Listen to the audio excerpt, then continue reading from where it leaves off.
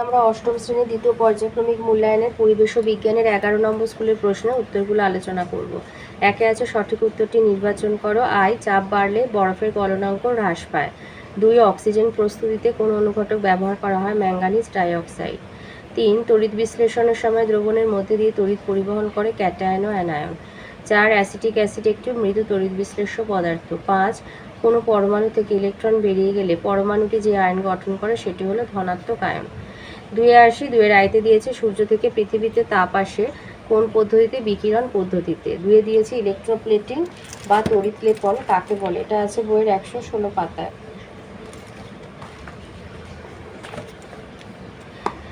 লিখবে তড়িৎ বিশ্লেষণ পদ্ধতির সাহায্যে, বা একটুখানি গুছিয়ে লিখলে বলা যায় যে একটি ধাতু জিনিসের ওপর অন্য কোনো ধাতুর প্রলেপ দেওয়ার যে পদ্ধতি তাকেই বলা হয় তড়িৎ লেপন।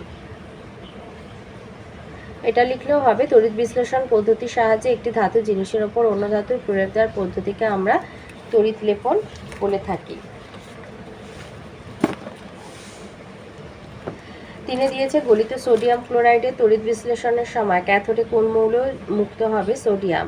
4-এ বরফের গলনের লিনতাপ 80 ক্যালোরি পার গ্রাম। 3-এর আয়তে আছে একটি টেস্ট টিউবে জলযুক্ত কিউপ্রিক নাইট্রেটের নীল কেলাস নেওয়া হলো এবং টেস্ট টিউবটিকে উত্তপ্ত করা হলো, কি ঘটবে লেখো। এটা আছে তোমাদের বইয়ের 92 পাতায়।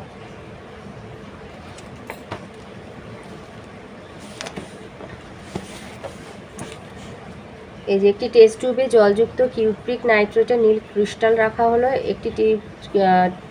একটা টিউব ঘরের উষ্ণতায় রইল আর অন্যটা স্পিরিট ল্যাম্প দিয়ে গরম করা হলো। ঘরের উষ্ণতায় ক্রিস্টালগুলোর কিছু হলো না, কিন্তু গরম করলে নীল ক্রিস্টালগুলো মানে ওই জলযুক্ত কিউপ্রিক নাইট্রেটের কালো গুঁড়োয় পরিণত হবে এবং বাদামি ধোঁয়া বেরোচ্ছে। আর গরম করার ফলে বিক্রিয়া ঘটা সম্ভব হচ্ছে। বিক্রিয়ার সমীকরণ হচ্ছে কিউপ্রিক নাইট্রেটকে উত্তপ্ত করলে কপার অক্সাইড, বাদামি বর্ণের নাইট্রোজেন ডাইঅক্সাইড গ্যাস আর অক্সিজেন উৎপন্ন হয়।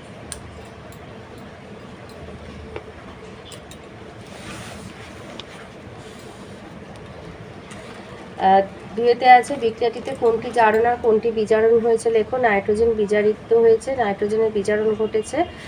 আর বিয়ের দাগেরটা তোমাদের বইয়ের 108 পাতায় রয়েছে।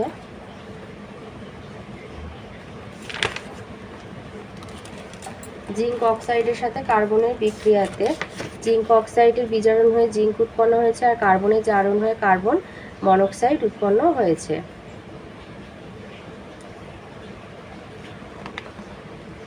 দুই আছে 20 ডিগ্রি উষ্ণতার 50 গ্রাম জল 60 ডিগ্রি উষ্ণতায় পৌঁছতে কত পরিমাণ তাপ গ্রহণ বা বর্জন করবে? জলের আপেক্ষিক তাপ 1 ক্যালোরি পার গ্রাম পার ডিগ্রি সেলসিয়াস।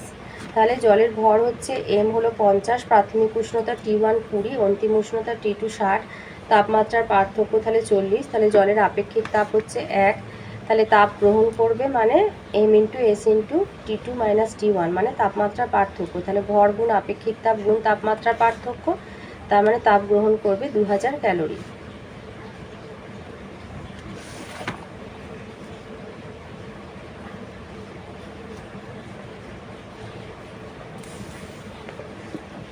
চারে দিয়েছে বজ্রপাতের সময় ঘরের দেয়াল ধাতু নির্মিত কাঠামো বা রেলিং স্পর্শ করা বিপজ্জনক কেন?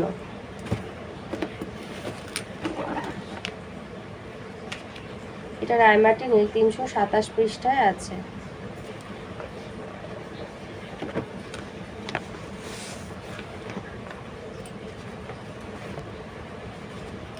বজ্রপাতের সময় ক্ষণস্থায়ী কিন্তু বিপুল মাত্রা তড়িৎ প্রবাহিত হয়। এই তড়িৎ বজ্রাহত বাড়ির দেয়াল বা বাড়িতে ব্যবহৃত ধাতব কাঠামো যেমন লোহার রেলিং, টিনের পাত ইত্যাদি পরিবাহী মাধ্যম দ্বারা দ্রুত মাটিতে পৌঁছতে যায়, তাই এগুলো স্পর্শ করলে বিদ্যুৎস্পৃষ্ট হওয়ার সম্ভাবনা থাকে।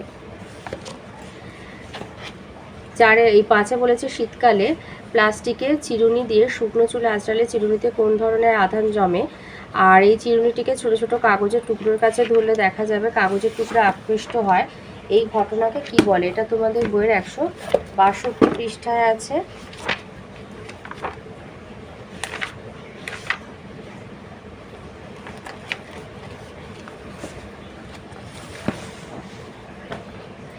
শীতকালে প্লাস্টিকের চিরুনি দিয়ে শুকনো চুল আঁচড়ালে চিরুনিতে ঋণাত্মক তড়িতাধান জমে। তার মানে চিরুনি ঋণাত্মক তড়িৎ দ্বারা আহিত হয়। আবার চিরুনিটিকে ছোট ছোট কাগজের টুকরোর কাছে ধরলে কাগজের টুকরো আকৃষ্ট হয়। আহিত চিরুনির প্রভাবে কাগজের টুকরোর যে দিকটা চিরুনির কাছে আছে সেখানে ধনাত্মক আধান জমে, একে বলা হয় তড়িতাবেশ। এবারে এটা ছিল ফিজিক্যাল সায়েন্সের প্রশ্ন। এবারে আসি লাইফ সায়েন্সের প্রশ্নেতে আসি। একের আইতে দিয়েছে জলবাহিত রোগ, এখানে যে কটা অপশান আছে তার মধ্যে হবে কলেরা। 2 ডেঙ্গি রোগের জীবাণু হচ্ছে ফ্ল্যাবিভাইরাস। 3 গমের মরিচা এবং আলু ধসা রোগ সৃষ্টি করে ছত্রাক। 4 মিশ্র চাষে থাকে না ইলিশ। 2 আছে স্তম্ভ মেলানো, গ্রাস কার্প হবে এক্সোটিক কার্প, বাটা পুঁটি হবে মাইনর কার্প, ব্যাটারি খাঁচা হবে মুরগি পালন পদ্ধতি, আঁতুর পুকুর মাছ চাষ। 3 বলেছে রানী মৌমাছির কাজ কি? রানী মৌমাছির কাজ হলো ডিম পাড়া। অথবাতে বলেছে গাছ থেকে চা পাতা কি অবস্থায় তোলা হয়? এটা তোমাদের বইয়ে 219 পাতায় আছে।